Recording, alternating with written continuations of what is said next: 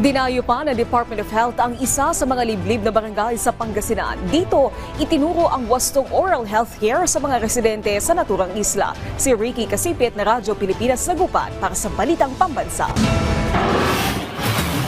Hindi alintana ng mga taga-Department of Health ang 45 minutong biyahe patungo sa island barangay ng Siapar sa Pangasinan. Sakay ng bangka, narating nila ang barangay Siapar, bitbit ang kanilang misyon na magbigay ngiti sa mga residente rito. Layunin ng DOH na maturuan ang mga Pilipino ng tamang pangangalaga para sa malusog ng ngipin at bibig. Masaya po kasi hindi lang naman po kami basta taga-isla lang na makaranas ng ganitong event.